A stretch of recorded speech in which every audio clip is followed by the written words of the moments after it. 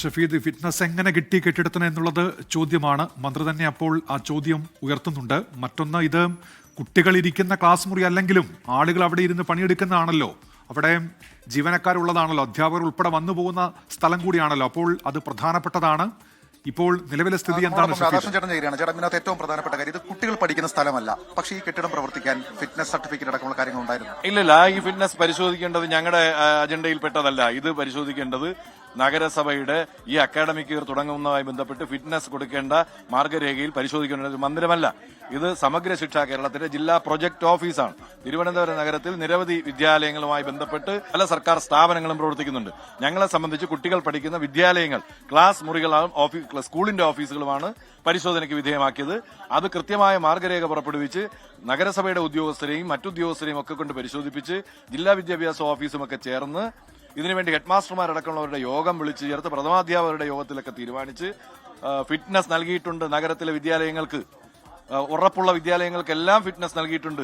അതിനുവേണ്ടി എല്ലാ സ്കൂളുകൾക്കും 5 ലക്ഷം രൂപ വീതം നഗരസഭ അനുവദിച്ചിട്ടുണ്ട്. ഇതിന്റെ ബലം കൂട്ടാൻ, മെയിന്റനൻസ് ചെയ്യാൻ ഈ മന്ദിരം, ഈ സമഗ്ര ശിക്ഷ കേരളത്തിന്റെ ജില്ലാ പ്രൊജക്ട് ഓഫീസായി പ്രവർത്തിക്കുന്ന ഈ മന്ദിരം ഞാൻ മനസ്സിലാക്കുന്നത് 5-6 കൊല്ലം മുമ്പ് ദശലക്ഷക്കണക്കിന് രൂപ ചെലവഴിച്ച് പൈതൃക മന്ദിരമായി നിലനിർത്താൻ നിർമ്മിച്ചതാണ് എന്നാണ്. അത് കഴിഞ്ഞ് ഇത് ദുർബലമാണ് എന്ന് പലരും പറഞ്ഞിട്ടും പൈതൃക മന്ദിരം പൊളിക്കാതിരുന്നത് കഴിഞ്ഞ 4-5 കൊല്ലമായി ഗവൺമെന്റ് കൈകാര്യം ചെയ്തതിന്റെ കെടുകാര്യസ്ഥതയാണ്. ഒരു വീഴ്ച സംഭവിച്ചിട്ടുണ്ട് അവിടെ. വീഴ്ച ഉറപ്പാണല്ലോ. ഇങ്ങനെ ഒരു മന്ദിരത്തിന്റെ മേൽക്കൂര ഉൾപ്പെടെ ആളുകൾ ഉണ്ടായിരുന്നെങ്കിൽ വലിയൊരു അപകടം ഉണ്ടാകേണ്ട സാഹചര്യമായിരുന്നു. ഓഫീസ് പ്രവർത്തിക്കുന്നതാ, ഈ ഓഫീസിനകത്ത് ആളുകൾ ഉള്ള ഉദ്യോഗസ്ഥർ ഇരിക്കുന്നതാണ്. വലിയ അപകടം ഒഴിവായതിന്റെ ആശ്വാസമാണുള്ളത്. ഒറ്റ സംശയം കൂടെ ചോദിക്കട്ടെ, നമ്മൾ ഈ പറയുന്ന തിരുവനന്തപുരം നഗരത്തിൽ ചേട്ടൻ കുറെ വർഷങ്ങളായിട്ടുണ്ട്. സാധാരണഗതിയിൽ നഗരസഭാ പരിധിയിലുള്ള ഓരോ കെട്ടിടത്തിന്റെ ഉത്തരവാദിത്വം നഗരസഭയ്ക്ക് ഇല്ലേ? അല്ല, അത് ശരിയാണ്.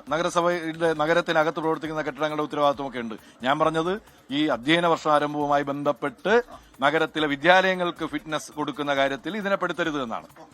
അതാണ് നിലവിലിപ്പോൾ നമ്മൾ ചൂണ്ടിക്കാണിച്ച അതേ കാര്യം തന്നെയാണ് ഇപ്പോൾ തിരുവനന്തപുരം നഗരസഭ ആരോഗ്യ സ്റ്റാൻഡിംഗ് കമ്മിറ്റി ചെയർമാൻ അദ്ദേഹം തന്നെ അത് സമ്മതിച്ചിരിക്കുന്നു. നമ്മൾ ചോദിച്ച ഒറ്റ ചോദ്യം മാത്രമേ ഉള്ളൂ, അതായത് സ്കൂളുകളുടെ ഈ ഫിറ്റ്നസ് പരിശോധന അടക്കമുള്ള കാര്യങ്ങൾ നടത്തട്ടെ, അത് വകുപ്പ് നടത്തട്ടെ, അത് ഔദ്യോഗികമായി നടത്തട്ടെ. പക്ഷേ തിരുവനന്തപുരം നഗരസഭയ്ക്കകത്ത് ഒരു സ്കൂൾ പെർമിസസിൽ, സ്കൂൾ പരിധിക്കുള്ളിൽ ഒരു കെട്ടിടം, ആ കെട്ടിടം അത് തകർന്നു വീഴുന്നു. ആ തകർന്നു വീഴുമ്പോൾ നമ്മളോട് ആദ്യം സംസാരിച്ച BJPയുടെ പ്രതിനിധി ഉണ്ടായിരുന്നു. അദ്ദേഹം എന്തോ ഉത്തരവാദിത്തപ്പെട്ട ചുമതലയിരിക്കുന്ന ആളാണെന്ന് പറയുന്നു.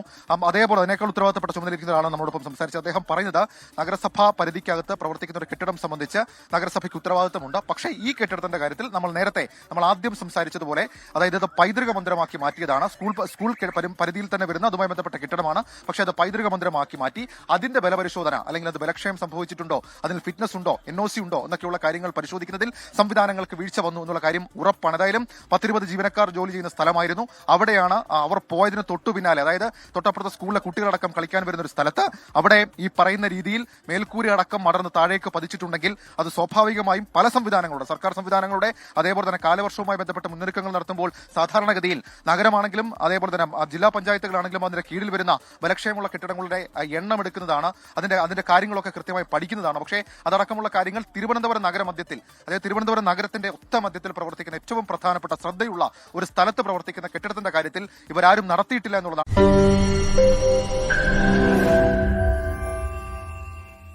ലോകത്തെവിടെയായാലും ഏത് സമയത്തും 24 വാർത്തകളും ഓഗ്മെന്റഡ് റിയാലിറ്റി പാക്കേജുകളും എക്സ്പ്ലെയിനറുകളും വിശദമായി കാണാൻ ഞങ്ങളുടെ YouTube ചാനൽ നിങ്ങൾക്ക് സബ്സ്ക്രൈബ് ചെയ്യാം.